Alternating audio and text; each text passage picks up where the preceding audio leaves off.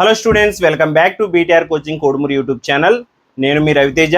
Students, నేను అన్నమాటగానే ఈరోజు నవోదయ, గురుకుల ఇంకా సైనిక్లో వచ్చేటువంటి ఒక బేసిక్ టాపిక్, వెరీ ఇంపార్టెంట్ టాపిక్ని ఎక్స్ప్లెయిన్ చేయబోతున్నాను.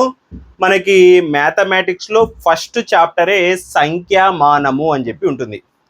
సంఖ్యామానము అంటే అర్థం ఏంటంటే సంఖ్యల్ని ఉపయోగించి లెక్కించడము, గుర్తించడము, కోడింగ్లు చేయడము, ఇలా సంఖ్యలతో మనము ఏవైతే పనులు చేస్తుంటామో వాటన్నింటినీ తెలిపేదే సంఖ్యామానము. మనకి సంఖ్యల గురించి అవగాహన చెప్పేది. సో ఈ సంఖ్యామానము అనేటువంటి టాపిక్లో మెయిన్గా ఇప్పుడు 5 టాపిక్స్ అయితే తెలుసుకుందాం.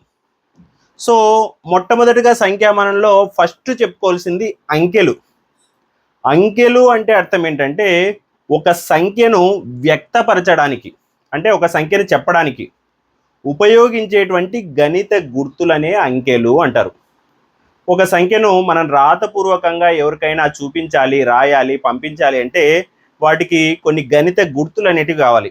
ఆ గణిత గుర్తులనే అంకెలు అని అంటాం. హిందూ అరబిక్ సంఖ్యామానం ప్రకారం అంకెలు 0తో మొదలై 9తో పూర్తవుతాయి. సో టోటల్గా మనకి హిందూ అరబిక్ సంఖ్యామానంలో 10 అంకెలు అయితే ఉన్నాయి. అవి 0, 1, 2, 3, 4, 5, 6, 7, 8, 9.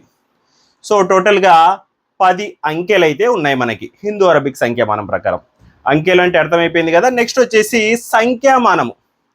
సో ఈ సంఖ్యామానము అంటే అర్థం ఏంటంటే ఒక సంఖ్యను పదాల రూపంలో వ్యక్తపరచడాన్ని, అంటే ఆల్రెడీ న్యూమరికల్గా ఉన్నటువంటి నెంబర్స్ని పదాల రూపంలో చెప్పడాన్నే సంఖ్యామానము అని చెప్పి అంటారు.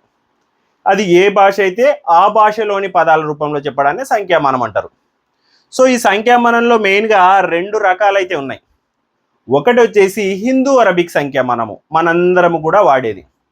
రెండవది వచ్చేసి అంతర్జాతీయ సంఖ్యామానం. సో ప్రపంచం మొత్తం కూడా ఒకటే బేసిక్ సంఖ్యామానాన్ని వాడుతున్నారు, అది అంతర్జాతీయ సంఖ్యామానము. మెయిన్గా యూరోపియన్ కంట్రీస్, అమెరికా, ఈ కంట్రీస్ వల్ల ఇది అంతర్జాతీయ సంఖ్యామానం చాలా ఎక్కువ డెవలప్ అయింది. సో ఈ హిందూ అరబిక్ సంఖ్యామానము, అంతర్జాతీయ సంఖ్యామానంలో మొదటగా హిందూ అరబిక్ సంఖ్యామానం గురించి తెలుసుకుందాం. మనం ఒక పెద్ద నెంబర్ని రాసింటాం.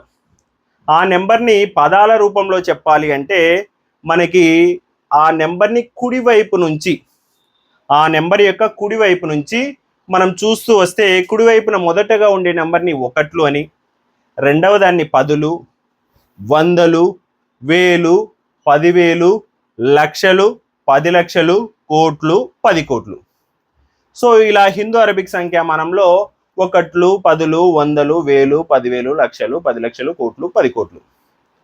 సో ఈ నెంబర్ని మనము పదాల రూపంలో చెప్పేటప్పుడు ఎలా చెప్పాలి అంటే ఇక్కడ డివైడ్ చేసుకున్నాం కదా, 100లు, 10లు, 1లు, ఈ 3 నెంబర్లను కలిపి ఒకసారి, 10,000, 1000 ఈ 2 నెంబర్లను కలిపి ఒక పదంగా, 10 లక్షలు, లక్షలు ఈ 2 నెంబర్లను కలిపి ఒక పదంగా, 10 కోట్లు, కోట్లు ఈ 2 నెంబర్లను కలిపి ఒక పదంగా చెప్పాలి.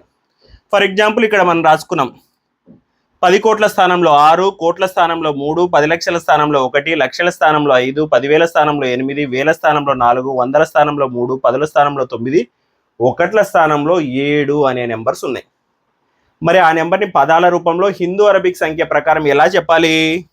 63 కోట్ల, అంటే ఈ రెండు నెంబర్లను కలిపి ఒక పదంగా చెప్తున్నాం. 63 కోట్ల, 15,84,397.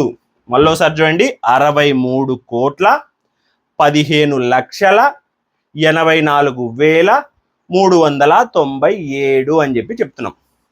సో ఆ విధంగా హిందూ అరబిక్ సంఖ్యామానం ప్రకారం మనము 100లు, 10లు, 1లని సపరేట్గా, 1000, 10,000ని సపరేట్గా, లక్షలు, 10 లక్షలని సపరేట్గా, కోట్లు, 10 కోట్లని సపరేట్గా పదాల రూపంలో చెప్పాలి. ఇక్కడ ఇంకొక నెంబర్ రాసినవాడండి 73, 56, 97, 463.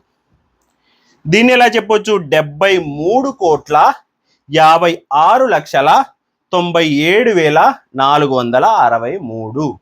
మనం పదాల రూపంలో ఎలాగైతే చెప్తున్నామో కామాస్ కూడా అలాగే పెట్టుకోవాలి. 1లు, 10లు, 100ల తర్వాత ఒక కామా, వేలు 10,000 తర్వాత ఒక కామ, లక్షలు 10 లక్షల తర్వాత ఒక కామ. ఇలా కామాస్ పెట్టుకునేటప్పుడు కూడా చాలా జాగ్రత్తగా పెట్టుకోవాలి. వీటికి సంబంధించి బిట్స్ ఎలా అడుగుతారు అనేది నెక్స్ట్ క్లాస్లో చెప్పుకుందాం. తర్వాత అంతర్జాతీయ సంఖ్యామానం, ప్రపంచం మొత్తం ఒకే సంఖ్యామానం వాడదామని చెప్పి ఒక అంతర్జాతీయ సంఖ్యామానాన్ని అయితే తయారు చేసుకున్నారు. ఇందులో వచ్చేసి కామన్గానే 1, 10, 100 ఉంటాయి. వేలు 10,000 తర్వాత లక్షలు అనకుండా 100,000 అంటారు. సో 100,000, 10,000, 1000 తర్వాత వచ్చేదాన్ని 100,000 తర్వాత మిలియన్. మిలియన్ అంటే 10 లక్షలు అని అర్థం. మిలియన్, 10 మిలియన్లు, 100 మిలియన్లు.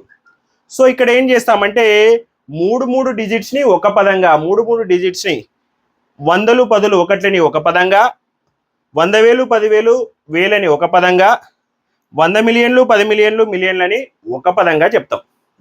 ఇక్కడ చూడండి, మనం ఒక నెంబర్ రాసినాం 99, 3, 1, 2, 7, 9, 6, 4, 3. ఇలా ఒక్కొక్క స్థానంలో ఒక్కొక్క నెంబర్ని రాసుకుంటూ పోయినాం.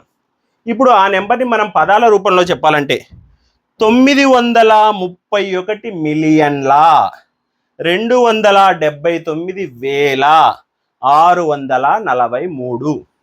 మీరు ఇక్కడ గమనిస్తే మిలియన్లలో ఉన్నటువంటి నెంబర్స్ మొత్తాన్ని ఒక పదంగా, వేలలో ఉన్న నెంబర్స్ మొత్తాన్ని ఒక పదంగా, 100లలో ఉన్నటువంటి నెంబర్స్ మొత్తాన్ని ఒక పదంగా చెప్పుకుంటూ పోయినాం. సో ఏమైంది, 931 మిలియన్ల 279,643గా ఆ నెంబర్ని రాసుకున్నాం.